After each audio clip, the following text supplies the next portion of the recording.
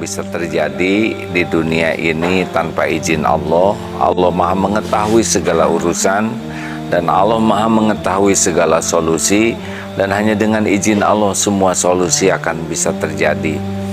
Tidak ada yang tidak mungkin bagi Allah Subhanahu wa Ta'ala. Nah, sahabatku sekalian, ini sekarang lagi musim gelisah, sedang musim kekurangan, sedang musim mengharap-harap rezeki yang tidak diduga. Ingin mengingatkan kembali surat Nuh ayat 10, 11, 12. Ya, kurang lebih ini dikisahkan tentang Imam Ahmad bin Hanbal yang suatu saat datang tamu, ya Syekh, dari Imam Hasan Al-Basri yang ini, ya Syekh, kemarau sangat panjang, kami kekeringan, ada amalan supaya Allah mendatangkan hujan? Istighfar, banyak istighfar. Datang lagi tamu, Syekh, kami dalam kesulitan keuangan ekonomi, keluarga kami berat sekali, adakah amalan supaya rezekinya dibuka? Istighfar, mintalah ampun kepada Allah. Datang lagi tamu, Syekh, kami nikah sudah lama, belum punya anak, ada amalan supaya Allah menitipkan keturunan bagi kami? Istighfar. Datang lagi tamu, Syekh, ini panen kami gagal, ada amalan supaya jadi subur? Istighfar. Ditanya oleh seorang yang di sana tuh, Syekh, kenapa setiap masalah jawabannya sama? Istighfar. Lalu kurang lebih beliau mengatakan, itu bukan perkataanku, itu kalam Allah. Surat Nuh ayat 10, 11, 12. A'udzubillahi minasyaitonirrajim. Faqultu astaghfiru rabbakum innahu kana ghaffara yursilis samaa 'alaikum midrara wa yumdidkum bi amwali wa banin wa yaj'al lakum jannatin wa yaj'al lakum anhara.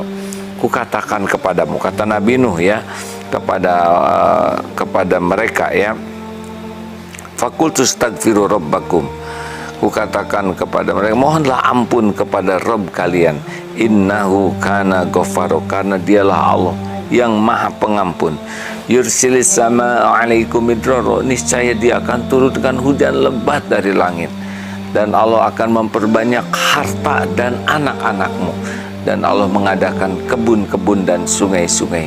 Ini janji Allah pencipta langit bumi yang pasti terjadi, yang selama ini pun kita senantiasa dijamin oleh Allah Subhanahu wa Ta'ala.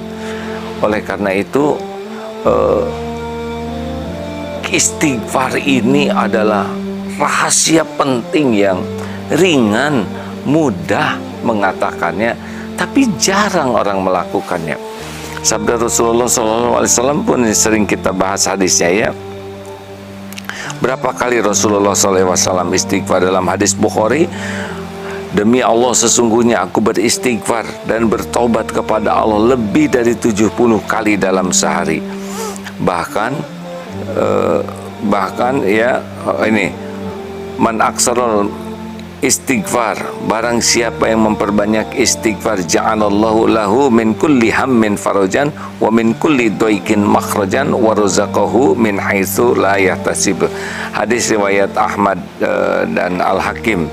Barang siapa yang memperbanyak, man aksarul minal istighfar, man aksarul istighfar, barang siapa yang memperbanyak istighfar, niscaya Allah akan mengubah kesedihan, kegalauan, kepedihan menjadi kebahagiaan.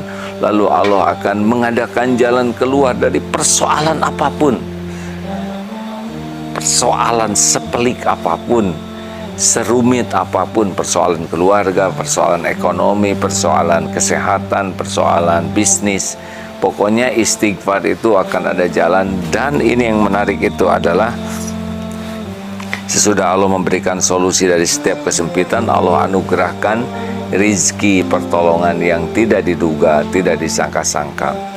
Nah, hadirin sekalian, kita harus memperbanyak istighfar karena kita tidak tahu kapan istighfar kita yang paling diterima oleh Allah, yang paling mendatangkan ampunan.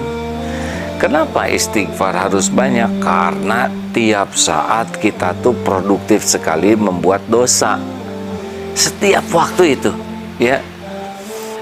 mata ini sudah lihat yang banyak yang tanpa kita sadari, tanpa kita sengaja, bahkan di jalan ketemu orang, mata sudah dosa, pikiran juga, waduh banyak mikir ini itu yang lupa ke Allah, dan tidak jarang pikiran ini pun memikirkan maksiat. Astagfirullahaladzim, bahkan dalam diam saja sebetulnya dosa. Ketemu orang, melihat badan orang, melihat perilaku orang, langsung menilai. Kadang-kadang ucapan kita sengaja tidak sengaja sudah berkomentar. Lihat berita, lalu berpeluang jadi dosa.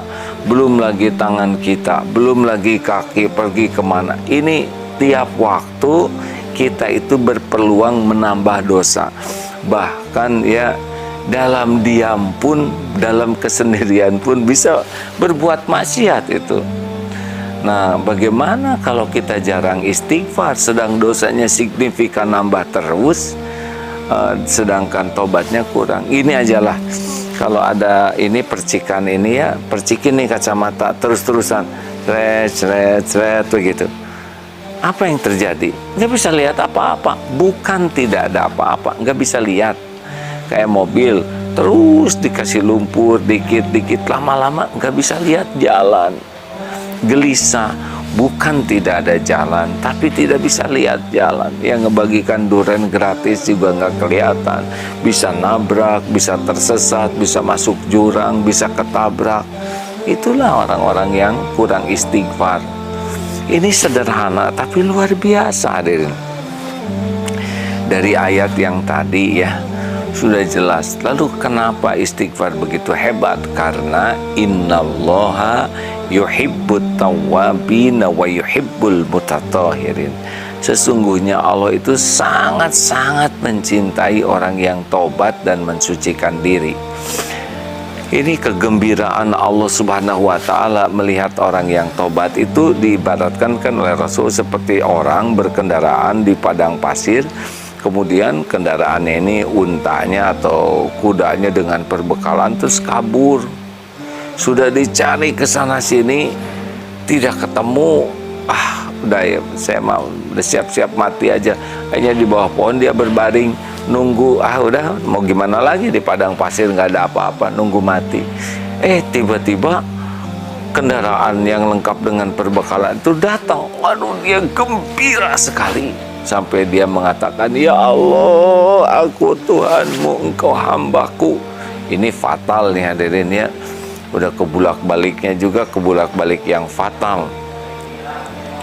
Tapi ini mengisahkan kegembiraan yang luar biasa sampai dia tidak bisa mengontrol kata-katanya. Nah, orang itu gembira menemukan kendaraan yang hilang, dan Allah Subhanahu wa Ta'ala lebih gembira melihat hambanya yang bertobat.